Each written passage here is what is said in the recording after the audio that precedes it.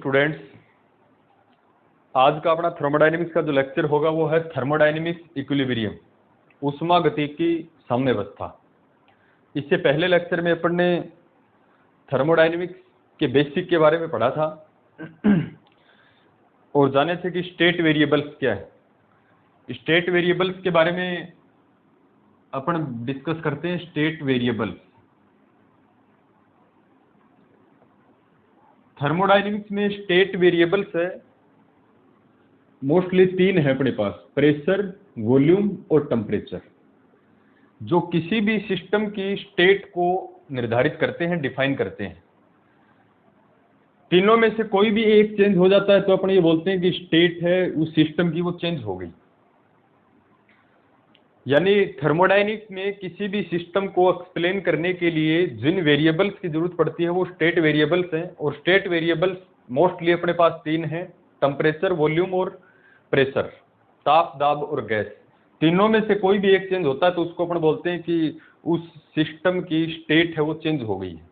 अपन बात करते हैं थर्मोडायनेमिक्स इक्विलिब्रियम, ऊष्मागतिकी साम्यावस्था। और डियर स्टूडेंट्स, एक अपन पढ़ते हैं थर्मल इक्विलिब्रियम, तापीय साम्यावस्था। दोनों डिफरेंट है।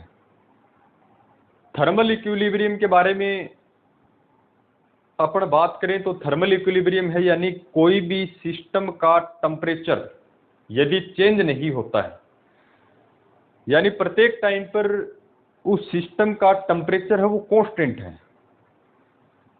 तो अपना जो सिस्टम होगा वो थर्मल इक्विलिब्रियम है। दोनों डिफरेंट है, थर्मोडायनेमिक्स इक्विलिब्रियम और थर्मल इक्विलिब्रियम। अपन डिस्कस करेंगे थर्मोडायनेमिक्स इक्विलिब्रियम। तो थर्मोडायनेमिक्स इक्विलिब्रियम के लिए कुछ कंडीशंस हैं और वो कंडीशंस यदि ओबे होती है तो अपन ये बोल सकते हैं कि अपना जो सिस्टम है वो थर्मोडायनेमिक्स इक्विलिब्रियम में है। तो इसके लिए अपन लिखते हैं the state of A system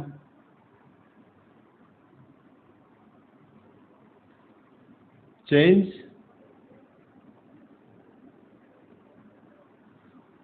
when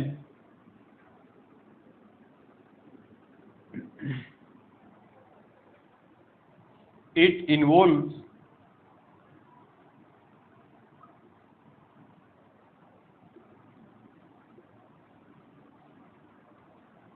thermal interaction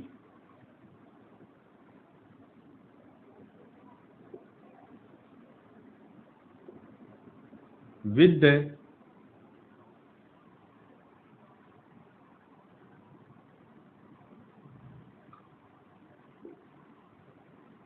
surroundings. बहुत ही इंपॉर्टेंट पॉइंट्स हैं। यानी अपन पढ़ रहे हैं कि थर्मोडायनेमिक्स इक्विलिब्रियम क्या होता है। तो अपन बात कर रहे हैं कि the state of A system change, यानी अपने पास कोई थर्मोडायनेमिक सिस्टम है। सिस्टम को अपन ने डिफाइन किया था पिछले लेक्चर में, और वो थर्मोडायनेमिक सिस्टम की स्टेट चेंज होती है। स्टेट चेंज होने का मतलब प्रेशर, वॉल्यूम या टेम्परेचर, इनमें से कोई भी एक है वो चेंज होता है। तो अपन ये बोल सकते हैं कि उसकी जो थर्मोडायनेमिक जो सिस्टम है उसकी स्टेट है वो चेंज हो रही है। यहां पर स्टेट चेंज होने का मतलब ये नहीं है कि कोई भी सिस्टम है वो सॉलिड से लिक्विड में चेंज हो गया या सॉलिड से गैस में चेंज हो गया, ऐसा बिल्कुल भी नहीं है। अपन बात कर रहे हैं the state of A system change, यानी सिस्टम की इन तीनों चीजों में से कोई भी एक change. When it involve thermal interaction, यानी इसका जो हीट है वो इसमें इन्वॉल्व है, उसके साथ चेंज है। जैसे अपन बात करें कि कोई भी सिस्टम है, उस सिस्टम को या तो हीट दी जा रही है या उससे हीट ली जा रही है, इसको बोलते हैं इन्वॉल्व थर्मल इंटरेक्शन। और विद द सराउंडिंग्स, यानी ये हीट का एक्सचेंज जो होगा वो इस सिस्टम के सराउंडिंग से होगा। तो यहां पर कहने का मतलब है कि थर्मल जो इंटरेक्शन है उसके साथ कोई भी सिस्टम की स्टेट चेंज होती है।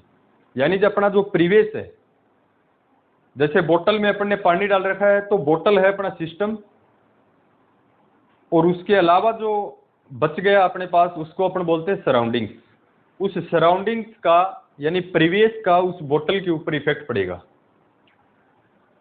और उसमें यानी हीट उससे ले भी सकते हैं अपन और हीट उसको दे भी सकते हैं। इसको बोलते हैं थर्मल इंटरेक्शन। तो इन तीनों चीजों में से कोई ना कोई एक चेंज होगा। इसको अपन बोलते हैं स्टेट है वो सिस्टम की चेंज हो गई। और कुछ टाइम बाद में अपन देखते हैं कि ऑल वेरिएबल्स यानी पी, वी और टी, ये जितने भी वेरिएबल्स हैं वो सारे के सारे कांस्टेंट हो जाएंगे।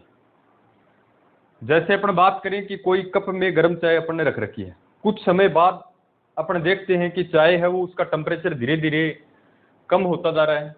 तो डियर स्टूडेंट, फाइनली एक ऐसी स्टेज आएगी जहां पर उसका टेम्परेचर जो है वो कांस्टेंट हो जाएगा, उसके बाद में उसका जो टेम्परेचर है वो कतई कम नहीं होगा।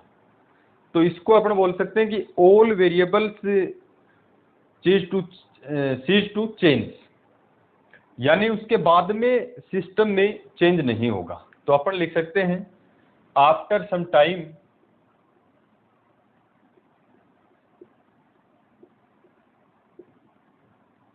all the variables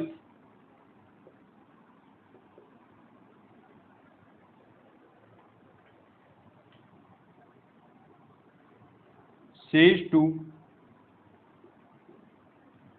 change, यानी बिना चेंज हुए। if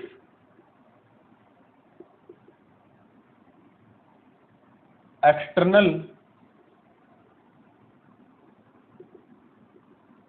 conditions are same, external conditions are same।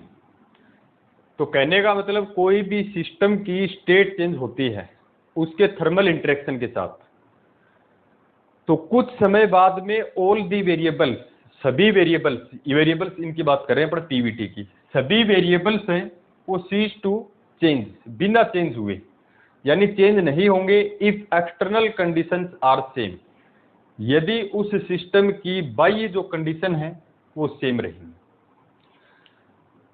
तब अपना जो सिस्टम होगा वो थर्मोडायनेमिक्स इक्विलिब्रियम में होगा। Then system is said to be, then system is said to be in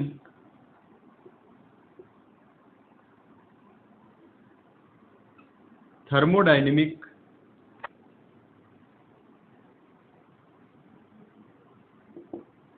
equilibrium. तो सीधा सा इसका मीनिंग निकालना है कि अपने पास कोई उष्मागतिकी निकाय है, उस उष्मागतिकी निकाय के वेरिएबल्स जो चर हैं वो चेंज होते हैं, और कुछ समय बाद में एक ऐसी कंडीशन आएगी जिससे उसके जो वेरिएबल्स हैं वो कांस्टेंट हो जाएंगे। जैसे कोई भी गर्म चीज का टेम्परेचर धीरे धीरे गिरता है, कुछ टाइम बाद में उसका जो टेम्परेचर वो चेंज होना बंद हो जाता है, तब उस सिस्टम को अपन थर्मोडायनेमिक इक्विलिब्रियम में कहेंगे। और थर्मोडायनेमिक इक्विलिब्रियम में होने के लिए अपने पास तीन कंडीशन है। देखो, थर्मल इक्विलिब्रियम को होने के लिए तो एक ही कंडीशन है अपने पास कि कोई भी सिस्टम का यदि टेम्परेचर कांस्टेंट हो जाता है तो वो सिस्टम है वो थर्मल इक्विलिब्रियम में कहलाता है, तापीय साम्यावस्था में कहलाता है।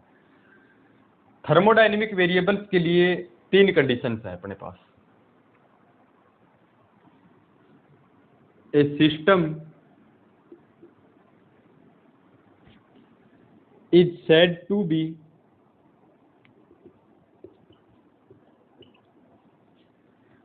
in thermodynamic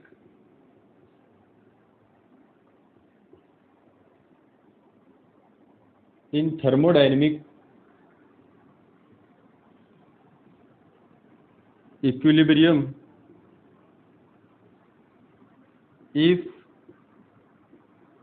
it in और तीन कंडीशन है अपने पास कि कोई भी ऊष्मागति की निकाय है वो साम्यावस्था में कब होगा। तो सबसे पहले जो कंडीशन है वो है मैकेनिकल इक्विलिब्रियम।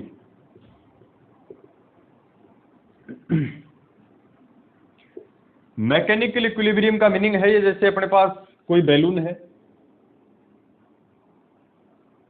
और इस बैलून में गैस भरी हुई है। तो अपन जानते हैं स्टूडेंट्स कि इसके अंदर जो भरी हुई गैस है वो बाहर की तरफ फोर्स लगाएगी और इस बैलून के ऊपर बाहर से दो फोर्स लगेंगे। एक तो होता है एटमॉस्फेयर के कारण यानी वायुमंडलीय दाब, और दूसरा इसकी जो सराउंडिंग्स है यानी इसकी जो बाउंड्री है उस बाउंड्री की इलास्टिसिटी के कारण। तो दो अपने पास बल हैं, एक तो वायुमंडलीय दाब के कारण बल और एक इसकी जो बाउंड्री है उसकी इलास्टिसिटी के कारण बल, और अंदर से केवल एक रग है। तो जो बैलून है वो इक्विलिब्रियम में कब होगा, जब एक्सटर्नल फोर्स और इंटरनल फोर्स दोनों इक्वल है। तो इसको अपन ये बोल सकते हैं कि ये इक्विलिब्रियम में है, यानी बैलून के ऊपर दोनों साइड से बराबर फोर्स लग रहे हैं, तो ये संतुलन की अवस्था में है। अब अपन बात करें कि यदि बैलून में छोटा सा कोई अपन छेद करें तो बैलून की जो साइज है वो कम होने लग जाती है, यानी ये अपना जो सिस्टम है वो चेंज होने लग जाता है, यानी एक्सटर्नल जो फोर्सेज है वो इसके ऊपर हावी होने लग जाते हैं।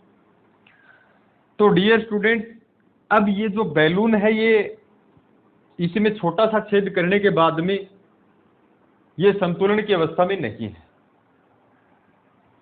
जब इसमें छेद नहीं था तो ये संतुलन की अवस्था में है। एक्सटर्नल फोर्स और इंटरनल फोर्स यदि इक्वल लग रहे हैं तो बैलून है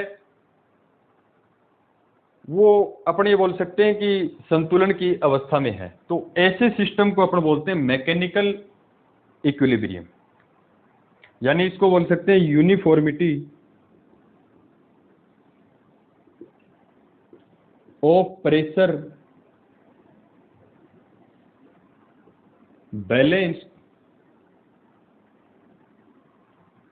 फोर्स,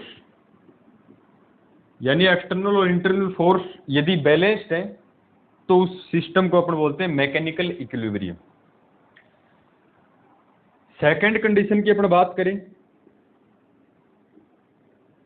तो वो है केमिकल इक्विलिब्रियम। केमिकल इक्विलिब्रियम का मीनिंग यह है कि पानी से भरी हुई कोई अपने पास बोतल है और उसमें कोई केमिकल सब्सटेंस अपन ने डाल दिया, कोई रासायनिक पदार्थ डाल दिया, तो वो रासायनिक पदार्थ है उस बोतल में भरी हुई वाटर के साथ रिएक्शन करेगा।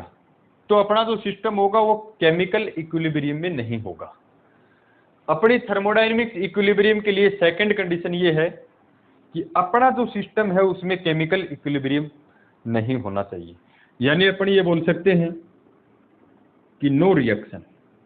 अपना जो सिस्टम है वो किसी के साथ में रिएक्शन नहीं करना चाहिए, उसको बोलते हैं केमिकल इक्विलिब्रियम।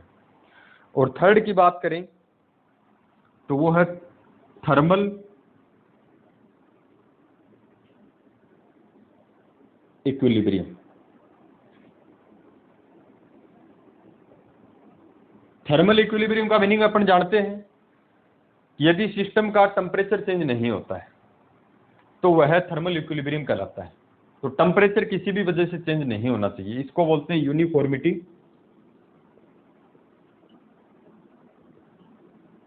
ऑफ